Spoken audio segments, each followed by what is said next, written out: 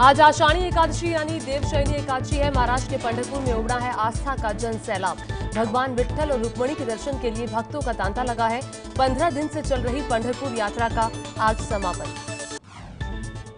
आप भी घर बैठे कीजिए भगवान विठोबा और रुक्मिणी के दर्शन। धार्मिक मान्यता है कि देवशयनी एकादशी के दिन यानी कि आज से भगवान विष्णु दीपावली बाद की एकादशी तक शयन में चले जाते हैं।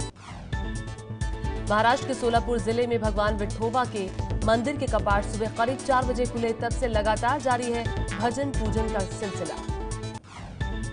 महाराष्ट्र के सीएम देवेंद्र फडणवीस ने मुंबई में अपने घर पर की भगवान विट्ठल और रुक्मिणी की पूजा।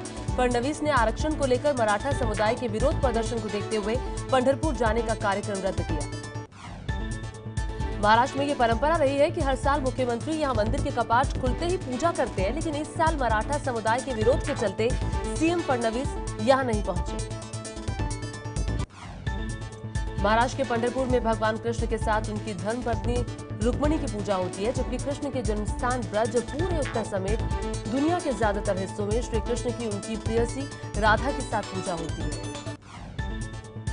महाराष्ट्र की मशहूर पंढरपुर यात्रा को वारी यात्रा या पालकी यात्रा भी कहा जाता है। पुणे के पास देहू गांव से 15 दिन से 250 किलोमीटर पैदल चलकर भक्त भगवान विठोबा के दरबार तक पहुंचते हैं। यात्रा में शामिल होने वालों को वारकरी कहा जाता है। महाराष्ट्र के पंढरपुर में भीमा नदी में स्नान कर भगवान विट्ठल के दर्शन करने पहुंच रहे हैं श्रद्धालु। भीमा नदी को चंद्रभागा भी कहा जाता है। पंढरपुर यात्रा में सुबह से दिख रहा है भक्ति, आस्था और उत्साह का संगम। पंढरपुर तक नाचते गाते पहुंचे लाखों वारकरी। महाराष्ट्र के पंढरपुर में गूंज रहा है माउली माउली। यात्रा में शामिल होने वाले भक्त एक दूसरे को माउली कहते हैं। माउली यानी कि एक दूसरे में ईश्वर का रूप। महाराष्ट्र के पंढरपुर में भगवान विठोबा की पूजा होती है। विठोबा यानी कि भगवान कृष्ण। कहा जाता है कि भगवान कृष्ण खुद भक्त को दर्शन देने के लिए आए थे। महाराष्ट्र में भक्ति संप्रदाय की लंबी परंपरा रही है। संत तुकाराम और नामदेव ने यहां भक्ति परंपरा को नई पहचान दी है। मुंबई के वडाला इलाके के विट्ठल मंदिर में सुबह से भक्तों का तांता है। सुबह 4:30 बजे हुआ भगवान विट्ठल का महाअभिषेक। मुंबई के वडाला में भगवान विट्ठल के महाअभिषेक के मौके पर पहुंचे बीजेपी विधायक प्रसाद लाड। सुबह से हजारों भक्त यहां भगवान विट्ठल और रुक्मिणी के दर्शन के लिए पहुंच रहे हैं। मणिपुर की राजधानी इंफाल में गूंज रहे हैं भगवान कृष्ण और रुक्मिणी के जयकारे। इंफाल के श्री गोविंद जी मंदिर में आज पूर्ण रथ यात्रा निकल रही है, जिसके लिए दूर दूर से हजारों श्रद्धालु पहुंचे हैं। मणिपुर में श्री कृष्ण की पत्नी रुक्मिणी का जन्मस्थान माना जाता है। मणिपुर उत्तर पूर्व का ऐसा राज्य है जहां कृष्ण भक्ति की सदियों पुरानी परंपरा है। भारी बारिश से हरियाणा के यमुनानगर का बुरा हाल हुआ। करीब करीब पूरा शहर पानी में डूबा। यमुनानगर जिले में कल 200 मिलीमीटर बारिश हुई है। बारिश और बाढ़ से हरियाणा के यमुनानगर जिले के बिलासपुर और छछरौली कस्बे में हालात सबसे ज्यादा खराब हुए हैं। बिलासपुर कस्बे के आसपास के 2 दर्जन से ज्यादा गांव का संपर्क कट गया। हरियाणा के बिलासपुर के पास के गांव में बाढ़ में फंसे लोगों को प्रशासन ने सुरक्षित बाहर निकाल लिया है। राहत और बचाव के लिए मुस्तैद है प्रशासन। राजस्थान के बीकानेर में पिछले 24 घंटे से तेज बारिश से सड़कें बनी तालाब। निचले इलाके पूरी तरह से पानी में डूबे। बीकानेर शहर के अलावा पूरे जिले में बारिश हो रही है, जिससे कई गांवों की सड़कें बह गई। यूपी के झांसी में पहली बारिश ने खोली सरकारी इंतजामों की पोल। तेज बारिश से कई इलाकों में पानी भरा। यूपी के शामली में बारिश की वजह से मामोर झील ओवरफ्लो होकर टूट गई, जिससे शामली के आसपास के गांव में बाढ़ जैसे हालात हैं। करीब 600 बीघा जमीन में लगी धान और ज्वार की फसलें डूबी। जम्मू कश्मीर के उधमपुर में बारिश ने गर्मी से लोगों को राहत दी है, लेकिन शहर के ज्यादातर इलाकों में पानी भरने से कल ट्रैफिक की रफ्तार सुस्त रही। मध्य प्रदेश के गुना में उफनती नदी को एक ट्यूब के सहारे पार करने की मजबूरी। गुना जिले में पार्वती नदी पर कोई पुल नहीं है, सिर्फ एक रिप्टा यानी कि छोटा सा पुल है जो बारिश में डूब चुका है। अब लोग ट्यूब के सहारे नदी पार करने को मजबूर है। एमपी के गुना में बहने वाली पार्वती नदी मध्य प्रदेश और राजस्थान की सीमा को जोड़ती है। एमपी से मजदूरी और काम धंधे के लिए राजस्थान जाने वालों को ट्यूब के सहारे नदी पार करनी पड़ रही है। एमपी और राजस्थान दोनों राज्यों में इस साल में चुनाव है। करीब 20 साल से दोनों राज्यों के नेता पार्वती नदी पर पुल बनवाने का वादा कर रहे हैं, लेकिन ये अभी तक पूरा नहीं हुआ। राजस्थान के बारां जिले के कपिलधारा झरने पर पिकनिक मनाने गए युवक की दर्दनाक मौत। झरने के पास अचानक पानी का बहाव तेज होने पर पैर फिसलने से 50 फीट नीचे पानी में गिरने से मौत हुई। राजस्थान के बारां जिले के पिकनिक स्पॉट पर युवक के झरने में गिरने के बाद स्थानीय लोगों ने शव को निकाला। पिकनिक स्पॉट पर भीड़ बढ़ने के बावजूद नहीं है सुरक्षा के कोई इंतजाम। कल हुई बारिश ने राजधानी दिल्ली को भी किया पानी पानी। पालम इलाके में कई जगह पानी भरा। कल झमाझम बारिश के बाद दिल्ली के द्वारका में पानी भरने से बंद हुआ petrol pump. Dwarka sector 12 market के मेन रोड पर करीब 2 फीट पानी जमा हुआ। दिल्ली के द्वारका में बारिश के बाद सड़कों का जायजा लेने निकले डीएम को जगह जगह पानी भरा मिला, जिसमें डेंगू के लार्वा और मच्छर पनपते मिले। गाजियाबाद के मसूरी इलाके में बन रही बिल्डिंग गिरी, 2 की मौत, 7 घायल, एक और शख्स के मलबे में दबे होने की आशंका। गाजियाबाद में इमारत के मलबे से बचाए गए 7 घायलों में 3 की हालत नाजुक है, जिन्हें दिल्ली के जीटीबी अस्पताल में भर्ती करवाया गया। गाजियाबाद में बिल्डिंग गिरने के मामले में पुलिस ने 6 लोगों को हिरासत में लिया। ढह गई इमारत जिस जमीन पर बनी थी उसके मालिक प्रसन्नजीत गौतम और बिल्डर मनोज गोयल अभी पुलिस की पकड़ से दूर है। गाजियाबाद के जिस इलाके में बिल्डिंग गिरी है वो डासना देहात क्षेत्र में आता है। गांव के लोगों का कहना है कि प्राधिकरण की टीम पिछले 3 साल में यहां कभी जांच के लिए नहीं पहुंची। कोलकाता की बैठक खाना मार्केट में एक इमारत का हिस्सा गिर गया। मलबे में कई लोगों के दबने की आशंका है। उत्तराखंड के चमोली में भारी बरसात के कारण पुल गिरा, दासोली इलाके में हादसा हुआ। हिमाचल प्रदेश के मंडी के नेरचौक इलाके में रिहायशी इमारत में लगी आग। फायर ब्रिगेड की 3 गाड़ियां आग बुझाने में जुटी थी। बीजेपी अध्यक्ष अमित शाह ने मुंबई में पार्टी कार्यकर्ताओं से कहा कि वो महाराष्ट्र में अपने दम पर चुनाव लड़ने की तैयारी करें। इसे शिवसेना और बीजेपी गठबंधन का संकट और गहरा होने का संकेत माना जा सकता है। अमित शाह ने मुंबई में बीजेपी प्रतिनिधियों की बैठक में कहा कि शिवसेना के साथ गठबंधन के बारे में पार्टी फैसला करेगी।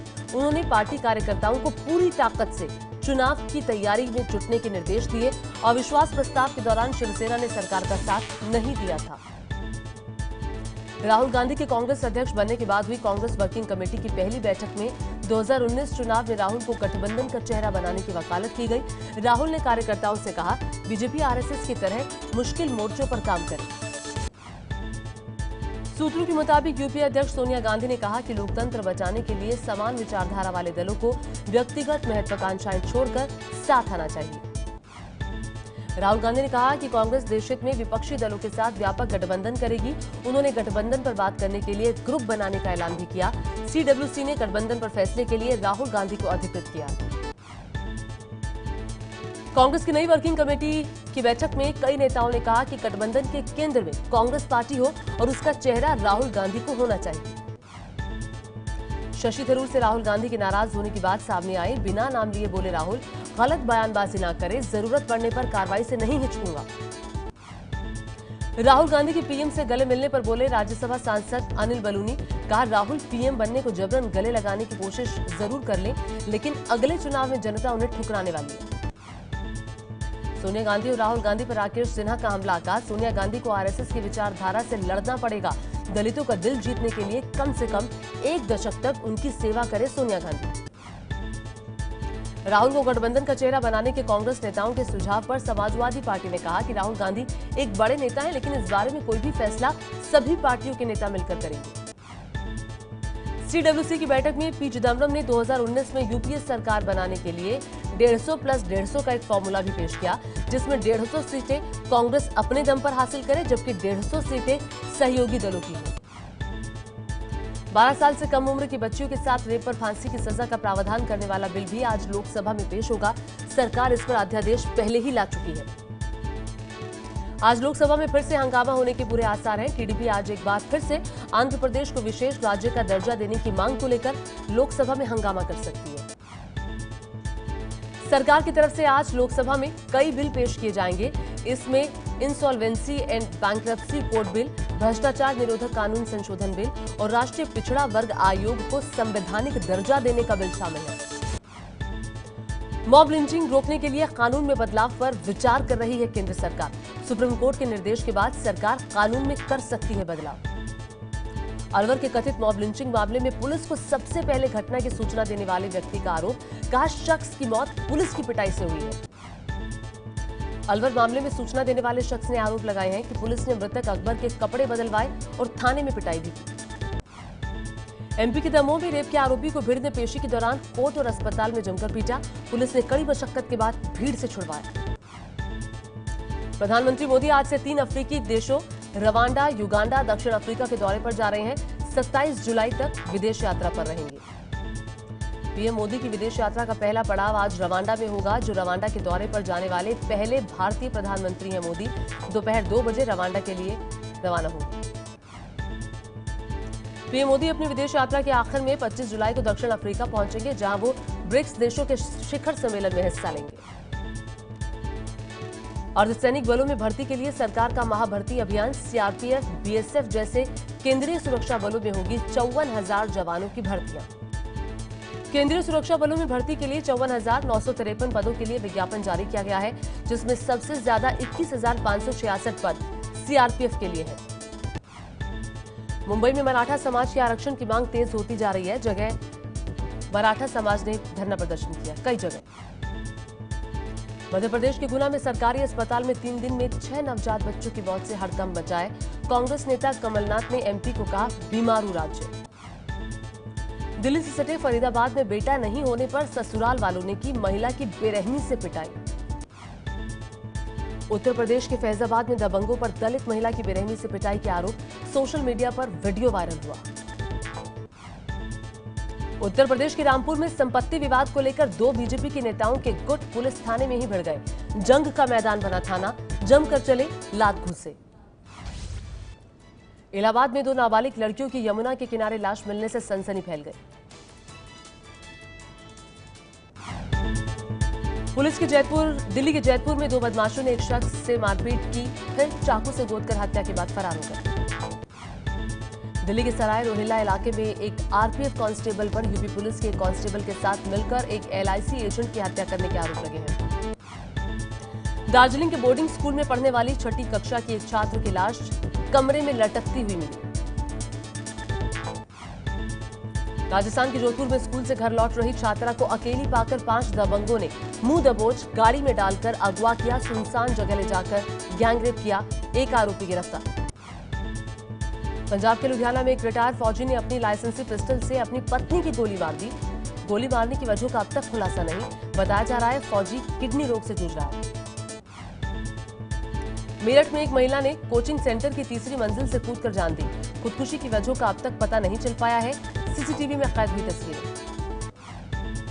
ओडिशा के मयूरभंज में हाथियों ने सैकड़ों एकड़ में लगी खेती बर्बाद की। पहरेदारी में रात बिता रहे हैं लोग।